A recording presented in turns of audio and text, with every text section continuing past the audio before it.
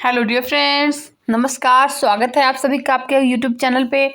आज की जो हमारी कहानी है वो है शेख चिल्ली की, और कहानी का नाम है शेख चिल्ली की खुरपी को बुखार। तो कहानी शुरू करते हैं। एक दिन शेख चिल्ली की माँ को किसी जान पहचान वाले की शादी में जाना था। घर से निकलते समय वह शेख चिल्ली से बोली, चिल्ली, जंगल जाकर घास छील लेना और उसे पड़ोसी घर छोड़कर उससे पैसे ले लेना। ये काम सही तरीके से करोगे तभी मैं तुम्हें शादी से मिठाइयाँ ला कर दूंगी। शेख चिल्ली ने हामी तो भर दी, लेकिन माँ के जाते ही उन मिठाइयों के सपने में खो गया जो उसकी माँ शादी से लाने वाली थी। जब माँ वापस घर आई तो शेख चिल्ली को बिस्तर पर लेटकर सपना देखते हुए पाया। उसने उसे झंझोड़ कर उठाया और डांटते हुए बोली, तू फिर दिन में सपने देखने लगा है। जा जंगल जाकर घास छील, वरना तुझे मिठाइयाँ नहीं मिलने वाली हैं। मिठाइयों के चक्कर में शेख चिल्ली को जंगल जाना पड़ा। वहाँ तेज धूप में पसीना बहाकर उसने घास छीली और उसे पड़ोसी को बेचकर मिले पैसे जाकर अपनी माँ के हाथ पर रख दिए। माँ ने खुश होकर उसे शादी से लाई हुई मिठाइयाँ दी।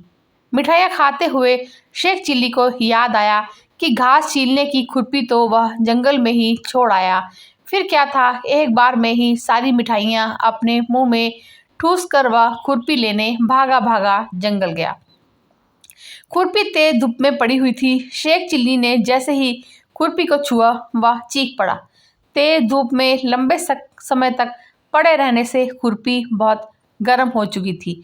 शेख चिल्ली को लगा कि खुरपी को बुखार हो गया है।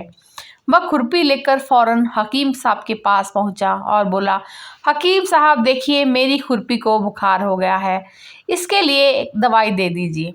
हकीम शेख चिल्ली की बेवकूफ़ियों से वाकिफ थे।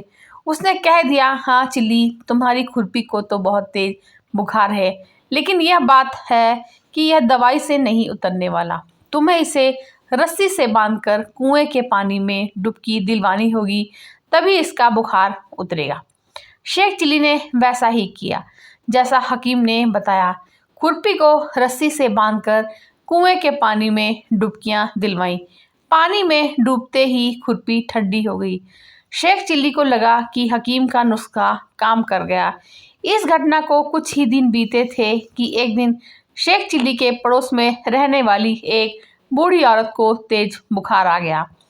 बुखार में उसका शरीर पूरी तरह तप रहा था। घर वाले उसे हकीम के पास ले जाने लगे। रास्ते में उनकी मुलाकात शेख चिल्ली से हो गई। शेख चिल्ली ने पूछा, भाई लोग, इतनी हड़बड़ी में कहाँ जा रहे हो? अम्मा को ना आज बुखार आ गया है और हम इन्हें हकीम के पास ले जा रहे हैं। बूढ़ी औरत के घर वाले बोले, इसके लिए हकीम साहब के पास जाने की तो कोई ज़रूरत नहीं है। वे जो नुस्खा तुम्हें अपने दवाखाने में बताएंगे, मैं यहीं बता देता हूँ। ऐसा करो, इन्हें रस्सी से बांधकर कुएं में लटका दो और इसके पानी में डुबकियाँ लगवाओ, बुखार फौरन उतर जाएगा। यह नुस्खा हकीम साहब का बताया हुआ है। बूढ़ी औरत के घर वालों ने पूछा, यकीनन और 100% कारगर भी है। शेख चिल्ली ने जवाब दिया। लोगों ने शेख चिल्ली की बात मान ली और बूढ़ी औरत को रस्सी से बांधकर कुएं में लटकाकर उसके पानी में डुबकियां लगवाने लगे। थोड़ी देर डुबकियां लगाने के बाद जब उसे बाहर निकाला तब वह पूरी तरह से ठंडी पड़ चुकी थी, मतलब कि उसके प्राण पखेरु उड़ चुके थे। यह देख उसके घर वाले शेख चिल्ली पर चिल्लाने लगे। शेख चिल्ली बोला, मैंने कहा था बुखार उतर जाएगा।